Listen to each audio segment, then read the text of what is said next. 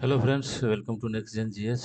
तो हम लोग अभी पॉलिटी में डिस्कस कर रहे हैं। पॉलिटी में भी जो डिस्कसिंग टॉपिक है वो historical background of Indian constitution से। इसमें हम बहुत सारे पार्ट को कवर किए हैं, जैसे कि 1773 से रेगुलेटिंग एक्ट, उसके बाद पिट्स इंडिया एक्ट, 13 का चार्टर, 33 का चार्टर और 1853 का चार्टर। यहाँ तक हम लोग ने कवर किया है।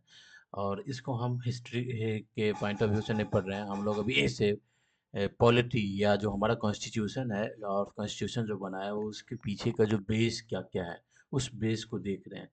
मतलब ड्यूरिंग द ब्रिटिश पीरियड किस तरीके से ब्रिटिश रूल कर रहा था, और उसको रूल करने के लिए जो लॉ और कानून बनाता था वो किस तरह का था, और उसमें इंडियन का क्या पार्टिसिपेशन था। तो इसको हम पॉलिटी के पॉइंट ऑफ व्यू से देख रहे हैं। तो आज हम लोग जो स्टार्ट करेंगे यहाँ से 1853 का चार्टर एक्ट हो गया।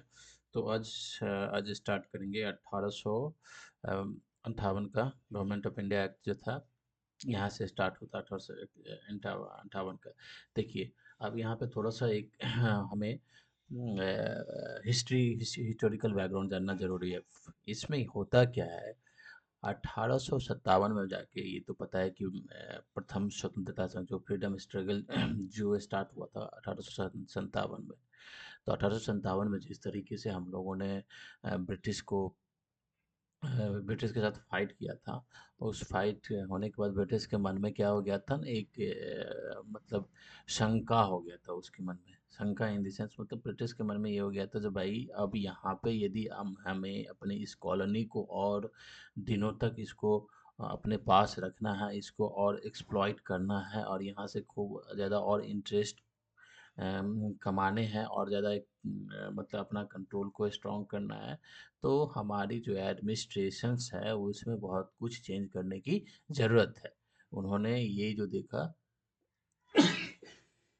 सॉरी, उन्होंने ब्रिटिशर ने ये देखा कि भाई हमारा अभी का जो पीछे तक का जो चार्टर एक्ट जितना भी है वो उतना इफेक्टिव नहीं रहा है। मे बी इसके वजह से हो सकता है कि 1857 का ये स्ट्रगल हुआ है। तो उसने सोचा कि भाई अब हम अपने आने वाले टाइम के जो एक्ट है उसको उसमें बहुत कुछ चेंज करके लेके आएंगे, जिससे क्या होगा कि यहाँ के लोगों में अपराइजिंग ना हो, और ये लोग हमारे एडमिनिस्ट्रेशन में एक तरीके से काम करना स्टार्ट करें, हमारे एडमिनिस्ट्रेशन को एक्सेप्ट करें, हमारे जो शासन है, गवर्नेंस है, उसको एक्सेप्ट करें। तो ये सब माइंड में लेकर उसने एक इस तरह का एक्ट लेके आया, 1858 एक्ट। देखिए, 1858 एक्ट में यदि आप देखोगे, ये मैंने आपको एक हिस्टोरिकल बैकग्राउंड बताया। जब आप हिस्ट्री पढ़ोगे तो और डिटेल्स में जानोगे कि भाई 1858 के बाद ब्रिटिश का 1857 के बाद ब्रिटिश की पॉलिसी में क्या-क्या चेंजेस आया, वो आप देख सकते हो। जैसे कि कांग्रेस का गठन 1885 में, जो कांग्रेस का गठन हुआ था, वो भी सेफ्टी वॉल्व थ्योरी भी आता है, आप हिस्ट्री में पढ़ते हो। तो वो भी क्या था, ब्रिटिश को यहाँ के लोगों को पेसिफाई करना या यहाँ के लोगों को एक तरीके से फुसलाने की कोशिश करना। तो ये सब आप हिस्ट्री में देखते हैं। लेकिन we are discussing here a political political point of view से हम लोग यहाँ पे डिस्कस करते हैं। तो 58 का जो एक्ट में है, तो इसमें बहुत सारे प्रोविज़न है। तो जो फर्स्ट प्रोविज़न जो देखिए इसमें ये था कि 1853 में जो 20 साल के लिए बोला गया था, जो भाई आगे की 20 साल तक तुम यहाँ पे ईस्ट इंडिया कंपनी को बोला गया था वो तुम शासन करोगे, वो चीज़ ख़त्म कर दिया गया। अब भाई जो इंडिया के अंदर होगा वो ईस्ट इंडिया कंपनी नहीं होगा, डायरेक्ट जो ब्रिटिश क्राउन है, जो ब्रिटिश क्राउन है, जो क्राउन है उसके डायरेक्ट कंट्रोल में ये रहेगा, इंडिया रहेगा, डायरेक्ट कंट्रोल में रहेगा। और यहाँ पे जो रिप्रेजेंटेटिव होगा ब्रिटिश क्राउन का, रिप्रेजेंटेटिव जो पहले गवर्नर जनरल कहलाता था, वो गवर्नर जनरल नहीं, अब वो वॉइसरॉय कहलाएगा, वॉइसरॉय, वॉइसरॉय कहलाएगा, वॉइसरॉय कहलाएगा, ठीक है। तो ये एक बहुत बड़ा पहला चेंज है। ठीक, सेकंड चेंज यदि देखोगे, सेकंड प्रोविज़न यदि देखोगे, मतलब कि अब भाई ईस्ट इंडिया कंपनी को पूरी तरीके से हटा दिया गया। और डायरेक्ट ब्रिटिश कंट्रोल में चला गया था इंडिया 1858 के एक्ट में। सेकंड जो था, आप देखे होंगे कि पिट्स इंडिया एक्ट में क्या हुआ था। जो ईस्ट इंडिया कंपनी की एक्टिविटी थी उसको दो पार्ट में डिवाइड किया गया था। जो भाई एक तुम्हारी कॉमर्शियल वाली एक्टिविटी होगी जो कि कोर्ट ऑफ डायरेक्टर्स के थ्रू चलेगा, दूसरा तुम्हारी एडमिनिस्ट्रेशन। एडमिनिस्ट्रेशन के लिए एक बोर्ड ऑफ कंट्रोल बीओसी बनाया गया था। तो इसको एक तरीके से दोनों को बाँट दिया गया था। तो इस चीज़ को ख़त्म कर दिया गया कि ईस्ट इंडिया कंपनी का जो ये board of control court of directors है इसको ख़त्म कर दिया गया। इसकी जगह पे एक नया पोस्ट किया क्रिएट किया गया जिसको बोला जाता है सेक्रेटरी ऑफ स्टेट।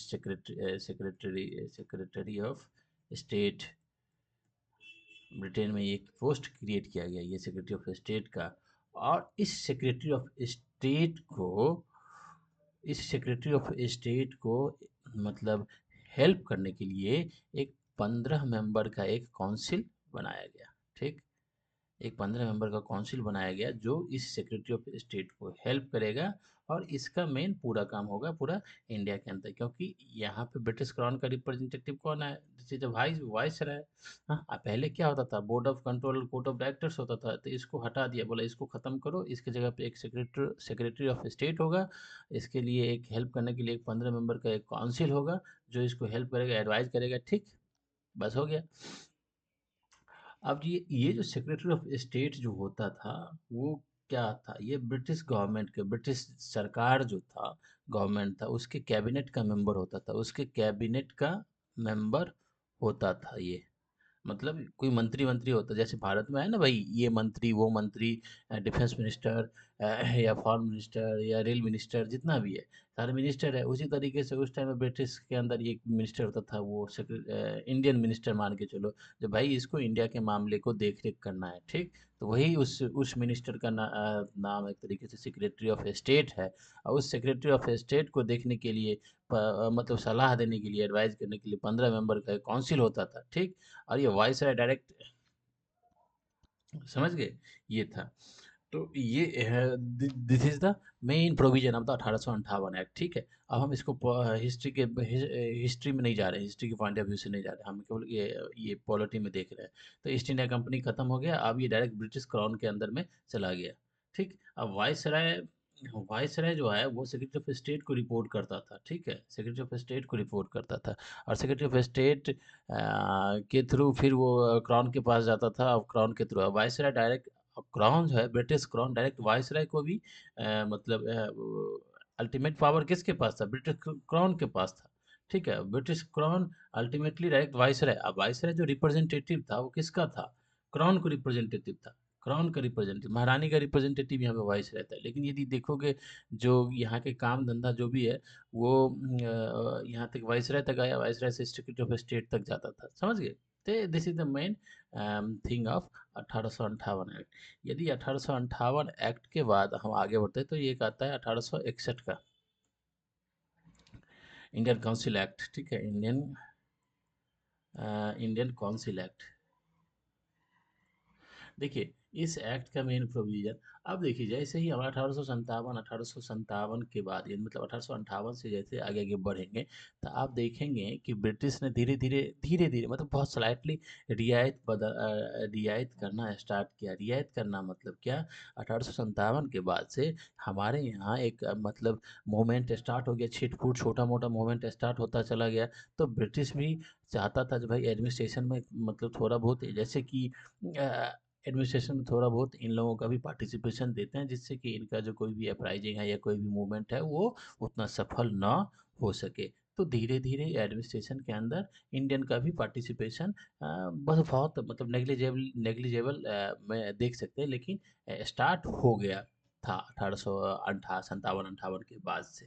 तो इसी संदर्भ में आप 1861 का इंडियन काउंसिल एक्ट देखेंगे। ये सब क्या है, ये जो जितने भी एक्ट है ना, हम उसमें केवल ये देखते हैं कि जो भाई जो उस टाइम का जो पॉलिसी मेकर था, मतलब जो गवर्नर जनरल या जो वाइसराय था, वो कानून किस तरीके से बनाता था। ठीक, या वो उसके पास कितने पावर होते थे, उसके उसके बाद जो क्या वायसराय के सलाह के लिए कोई काउंसिल होता था कि नहीं होता था, उस काउंसिल के में कौन कौन मेंबर होते थे, मतलब यही सब चीज़ हम इस सारे एक्ट में पढ़ने की कोशिश करते हैं। जैसे कि 1858 में देखिए ना आपने, कोर्ट ऑफ डायरेक्टर्स और बोर्ड ऑफ कंट्रोल को ख़त्म करके सेक्रेटरी ऑफ स्टेट का जो पोस्ट है उसको क्रिएट किया गया था, समझ गए।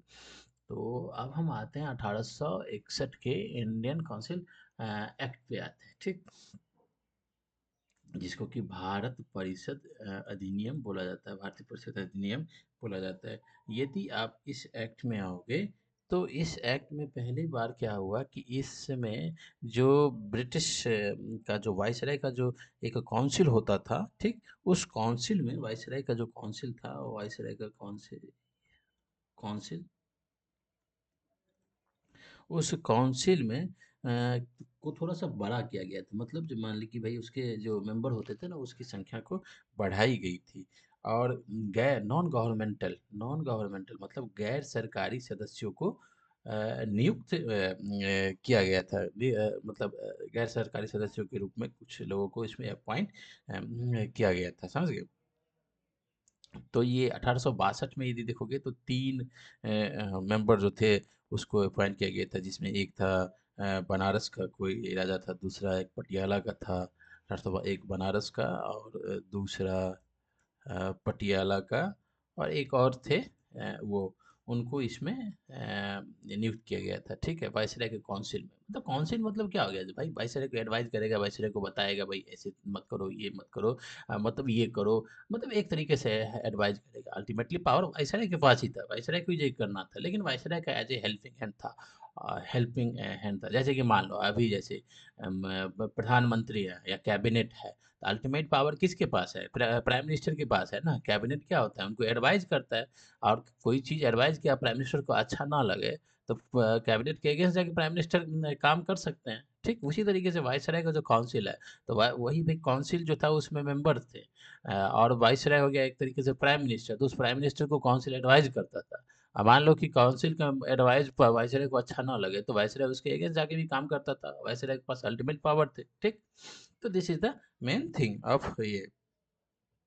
उसके बाद क्या हो गया था, सेकंड प्रोविजन यदि आप 1862 का एक्ट को देखोगे, तो आप एक चीज देखिए थे कि 1833 में जाके ये जो आपका इंडिया के अंदर जो ये तीन जो ये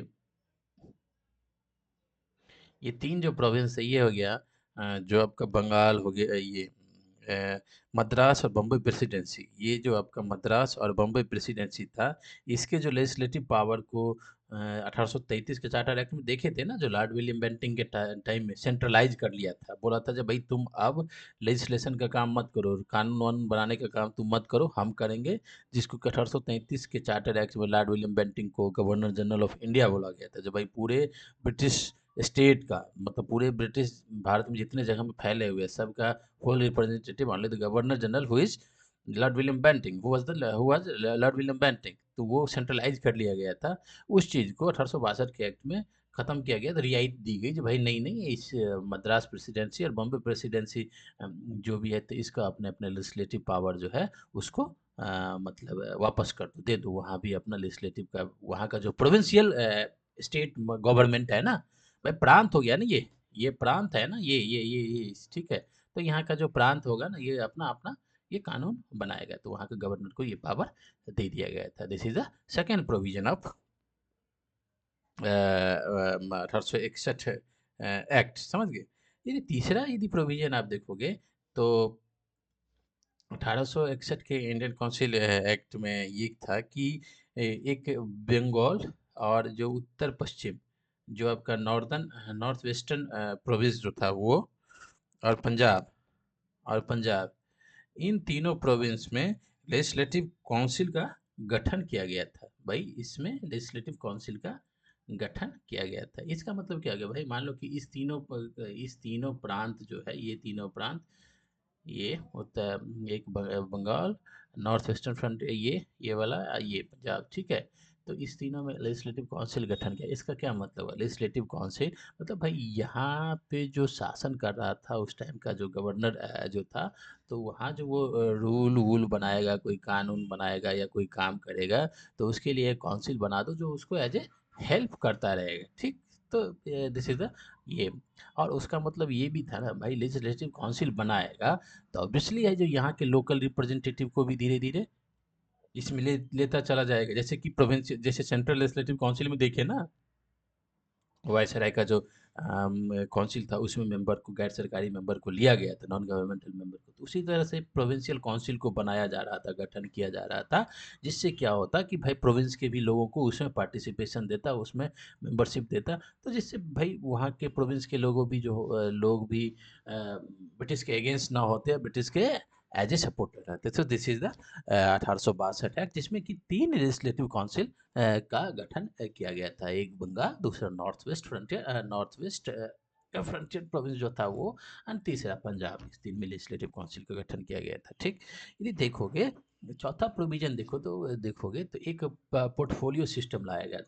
पोर्टफोलियो सिस्टम, पोर्टफोलियो सिस्टम मतलब क्या हो गया कि भाई जो वायसराय का काउंसिल होता था, ठीक है, एग्जीक्यूशन का जब काम होता था, तो मान लो कि वायसराय अपने इस काम को सबको बांट सकता था, भाई तुम एजुकेशन का सिस्ट काम देखो, तुम फाइनेंस वाला देखो, तुम इरिगेशन वाला देखो, तुम रोड वाला देखो, मतलब सबको बांट सकता था। एक तरीके से मान लीजिए कि मंत्री वाला सिस्टम ये लेके आया था। और एक व्यक्ति के पास एक से ज़्यादा मतलब दो पोर्टफोलियो रखने की भी पावर दी गई थी। This is the portfolio system, जो 1859 में ही कैनिंग के टाइम में, क्योंकि फर्स्ट वाइसराय आपका कौन था, लॉर्ड कैनिंग ही था ना, 1859 में ही आया था। लेकिन इसको मान के चलिए इस टाइम आके ये फुल्ली एग्जीक्यूशन में आया था।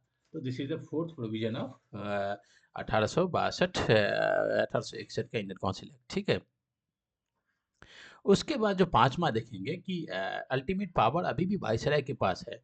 जो वायसराय को ऑर्डिनेंस ऑर्डिनेंस बनाने की ऑर्डिनेंस मेकिंग पावर, मतलब ऑर्डिनेंस लाने की पावर है वायसराय के पास। मान लीजिए कि लेजिस्लेटिव काउंसिल, वायसराय का भी तो एक काउंसिल बना था ना, सेंट्रल लेजिस्लेटिव काउंसिल।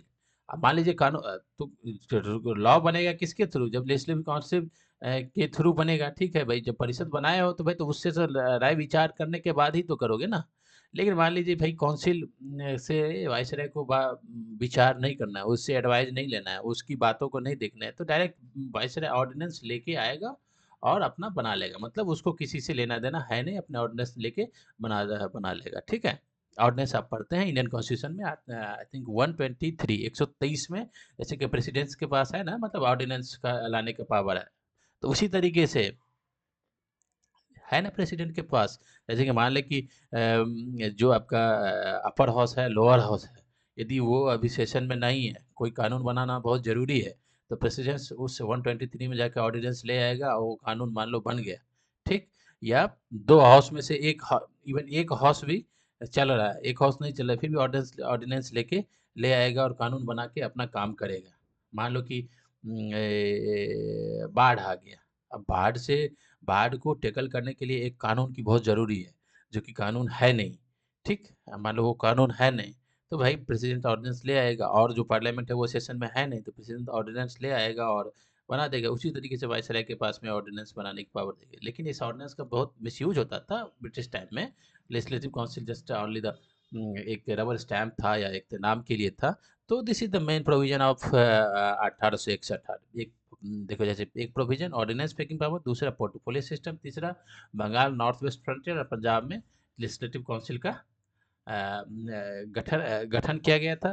उसके बाद जो चौथा प्रोविजन यदि देखोगे तो वायसराय का जो लेजिस्लेटिव काउंसिल था उसमें मतलब गैर सरकारी सदस्यों, नॉन गवर्नमेंटल मेंबर को स्टार्ट किया गया था। ठीक, उसके बाद मद्रास और बॉम्बे प्रेसिडेंसी जो था उसको जो सेंट्रलाइज कर दिया गया था, उसके लेजिस्लेशन के जो पावर को सेंट्रलाइज कर दिया गया था, उसको वापस कर दिया गया। 1833 के चार्टर एक्ट में सेंट्रलाइज किया गया, तो 1861 के इंडियन काउंसिल एक्ट में उसको वापस किया गया था। So this is the main provision. कोई टेक्निकलिटी थोड़ा सा आप एक दो बार इसको देख ध्यान दोगे तो ये ठीक हो जाएगा। 1892 के एक्ट यदि आप आते हो देखो, जितने भी एक्ट है ना, आप इसमें केवल एक ही चीज़ है कि भाई जो जो एक तरीके से एक मिनी पार्लियामेंट की तरह उस टाइम जो वायसराय का काउंसिल काम करता था, या स्टेट के अंदर जो भी प्रोविंशियल काउंसिल काम करता था, उसमें एक ही चीज़ है, मतलब कि भाई कि इंडियन जो मेंबर होते थे, उनको कितना पावर दिया जा रहा है। ठीक, इंडियन मेंबर है उसको कितना पावर दिया जा रहा है, दूसरा इंडियन मेंबर की संख्या कितनी है, इंडियन मेंबर की संख्या कितनी है, तीसरा ये चीज़ है भाई इंडियन जो मेंबर होते थे उसमें क्या गवर्नमेंट के थ्रू अपॉइंट होने वाला मेंबर है या पब्लिक के थ्रू चुन के आने वाला मेंबर है, उस चीज़ को देखना है, यही सब चीज़ देखना इस एक्ट में है। यदि गवर्नमेंट के थ्रू अपॉइंट होने वाला जैसे कि सरकारी मेंबर हो गया तो भाई वो गवर्नमेंट के हिसाब से ही काम करेगा, यदि चुन के आने वाला मेंबर है ना वो ना पब्लिक के इंटरेस्ट का काम करेगा, ठीक है। उसके बाद जो इंडियन काउंसिल होता था ना, मतलब जो लेजिस्लेटिव काउंसिल होता था उसका कितना पावर था, पावर इन द सेंस भाई उसको बजट पे बोलने का क्या उसे पावर था, क्या वो बजट में कोई कटौती कर सकता था, क्या वो किसी तरीके का नया कोई बिल लेके आ सकता था, सो मतलब this this is the thing कि आप इस एक्ट को देख सकते हैं, जैसे कि अभी है ना, अभी आप देखते हैं ना जब भाई इंडियन पार्लियामेंट में मान लीजिए कोई रिप्रेजेंटेटिव गया है किसी भी लोकसभा क्षेत्र से चुन के गया है तो उसके पास क्या क्या पावर है, उसी तरीके से आप उस जमाने के सारे एक्ट को देख सकते हैं जो भाई उस टाइम कितने क्या क्या पावर था उस लेजिस्लेटिव काउंसिल को में चुनने वाले जो जाते थे मेंबर।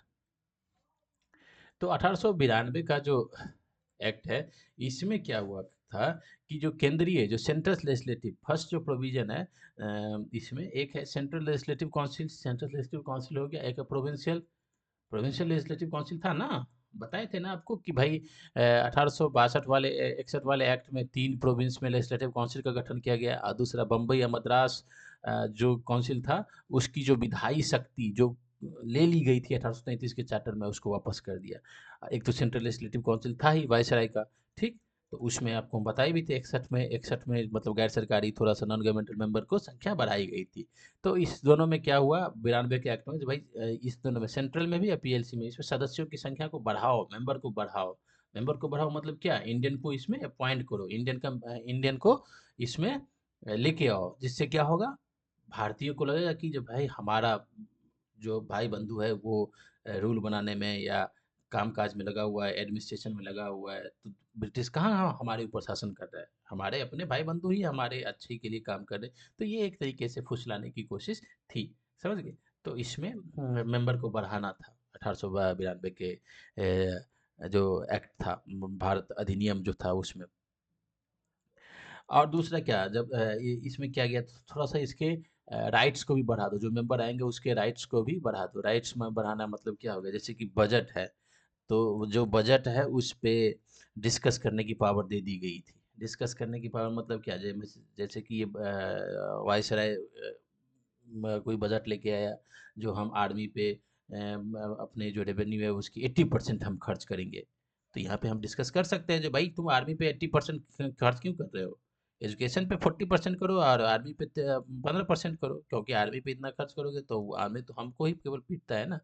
तो ये था बहस करने की बात दी गई। और दूसरा इसमें दिया गया कि भाई एग्जीक्यूटिव से क्वेश्चन करने की पावर दी गई थी इसमें, एग्जीक्यूटिव कौन था वही तो था वायसराय, तो एग्जीक्यूटिव था उससे क्वेश्चन करने की भी पावर दी गई थी। दिस इज द 1892 का एक्ट। तीसरा जो था इसमें कि इसमें और था कि मतलब मेंबर बढ़ाने का अलग अलग तरीका था लेजिस्लेटिव इसके सेंट्रल लेजिस्लेटिव काउंसिल और प्रोविंशियल लेजिस्लेटिव काउंसिल में और भी भारतीयों को लेके आने की बात की गई थी, जैसे कि बंगाल चैम्बर ऑफ कॉमर्स में गैर सरकारी के लिए शक्ति, मतलब कुल मिला के इंडियन को अपॉइंट करने की दो दो ही बात इसमें 1892 के एक्ट में आया था, इसमें मेंबर को बढ़ाओ और दूसरा एक बजट पर डिस्कस करने की पावर और एग्जीक्यूटिव से क्वेश्चन करने की पावर दी गई थी 92 के एक्ट में, समझ गए। नेक्स्ट आते हैं 1892 के बाद जब आओगे तो मेन आता है 1909 का एक्ट। अब देखो आपको यहाँ पे हिस्ट्री यदि पता रहेगा 1909 का एक्ट भाई, तो 1909 के से पहले जो पीरियड था उस टाइम क्या स्वदेशी स्टार्ट हो गया था, स्वदेशी स्टार्ट हो गया था, ठीक। उसके बाद बंगाल को डिवाइड करने वाला बात सब हो गया था, तो मतलब देश का माहौल इस तरह का था, सोसाइटी का माहौल इस तरह का था। तो उस माहौल में जाके फिर ये एक्ट आया, तो इस एक्ट का जो प्रोविजन है उस प्रोविजन को हम देखने की कोशिश करेंगे। देखिए फर्स्ट प्रोविजन जो है वो जो आपका सेंट्रल और जो प्रोविंशियल लेजिस्लेटिव जो काउंसिल था उसमें उसकी जो मतलब साइज था उसको बढ़ा दिया गया, मतलब क्या central CLC, central legislative council and provincial legislative council. तो इसके साइज को बढ़ा दिया, मतलब मान लो पहले 20 मेंबर था तो भाई इसको बढ़ा दिया, भाई इसमें आपको 60 मेंबर कर दिया गया, ठीक है। उसके बाद इसमें ये था कि ये जो सेंट्रल लेजिस्लेटिव काउंसिल था उसमें जो गवर्नमेंट का मेजोरिटी था, लेकिन जो प्रोविंशियल लेजिस्लेटिव काउंसिल था उसमें नॉन गवर्नमेंटल मेजोरिटी था। एक तो संख्या बढ़ा दिया गया। अब जो सेंट्रल लेजिस्लेटिव काउंसिल है उसमें गवर्नमेंटल मेजोरिटी था। गवर्नमेंटल मेजोरिटी मतलब क्या हो गया, जो यहाँ पे जो आदमी था ना वो सरकार के ही आदमी बैठे हुए थे। भाई कुछ आदमी उसके द्वारा अपॉइंट किया गया, कुछ आदमी जो प्रांत था उसके गवर्नर के थ्रू, जो प्रोविंस था उसके गवर्नर के थ्रू अपॉइंट किया गया सेंट्रल लेजिस्लेटिव काउंसिल में।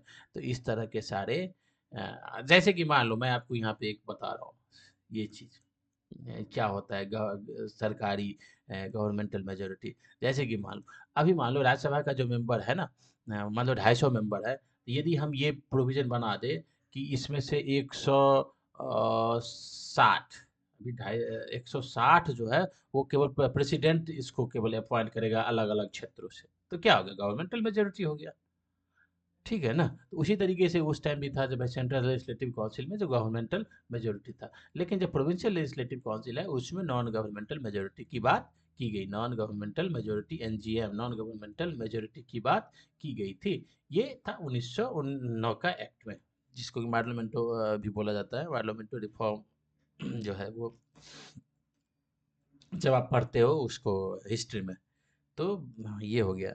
जो थर्ड देखोगे तो ये तो फर्स्ट हो गया, ये आपका इसमें संख्या बढ़ा गया, दूसरा में ये मेजोरिटी वाली बात जो थी।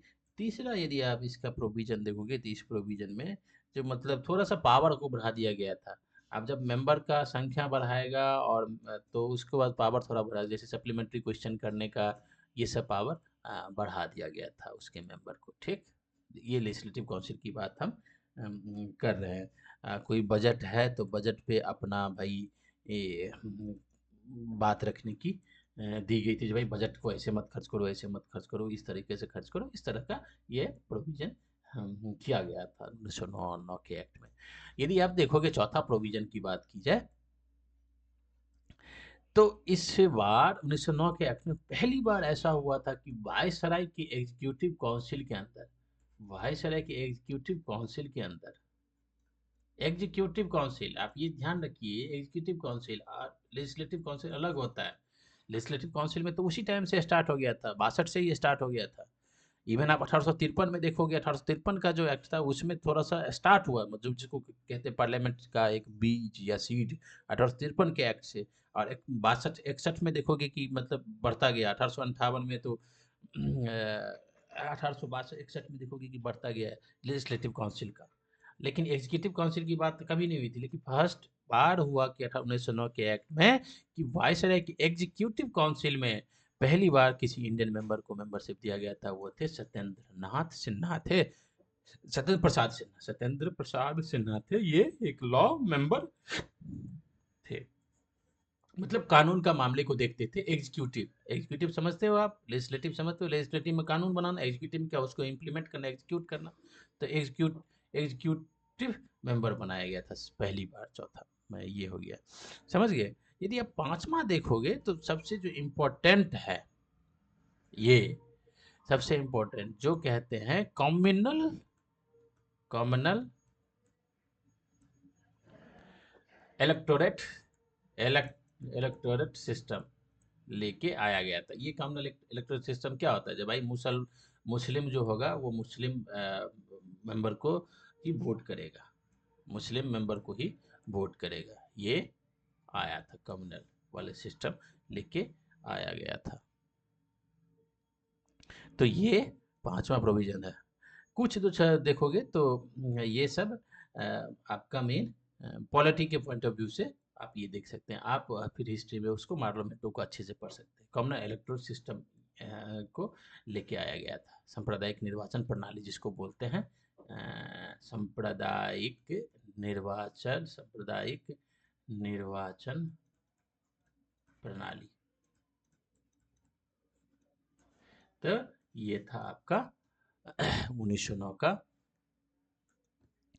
भारत शासन अधिनियम, 1909 के अधिनियम का जो मेन मेन मेन पॉइंट था उसको हम देखे।